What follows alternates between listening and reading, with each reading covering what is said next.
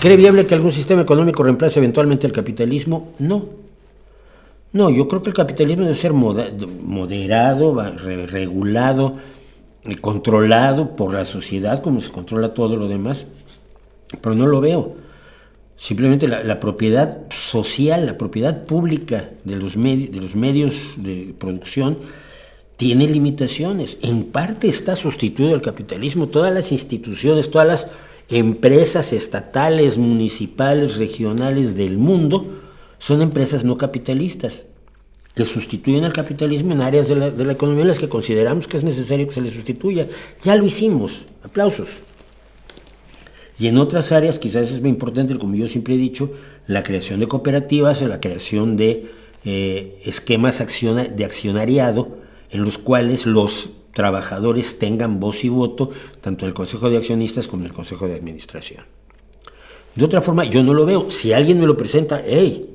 Soy el primero en aplaudirlo porque el capitalismo es horrendo, ¿no? O sea, vamos, lo hemos analizado y no es maravilloso. De ninguna manera es maravilloso. Pero las opciones hasta ahora son peores. ¿Qué nos pasa con la democracia? La democracia está llena de defectos, pero todo lo que nos han ofrecido a cambio de democracia es peor. En mi país los sindicatos de construcción se dedican a la extorsión de obras, sicariato, tráfico de terrenos, el de maestros parecido también, los otros no están muy lejos. ¿Qué opinas? Que no son sindicatos, son mafias. O sea, ahí no hay una cuestión de sindicalismo, lo que hay es un fenómeno de delincuencia. Si alguien es ingeniero y mata gente, pues no dices que los ingenieros matan gente, dices que ese señor es un asesino, independientemente de que sea ingeniero.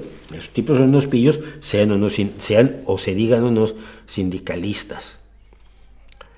¿Qué puedes decir de la renuncia de Álvarez Bullá al Colegio Nacional de Ciencias? No, al Colegio Nacional de Ciencias no, a la Academia Mexicana de Ciencias, seamos correctos.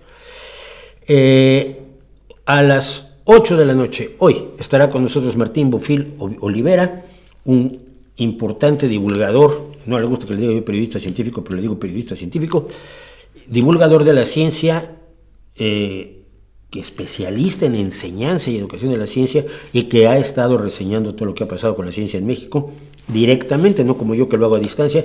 Vamos a hablar un rato hoy con él y hablaremos de eso.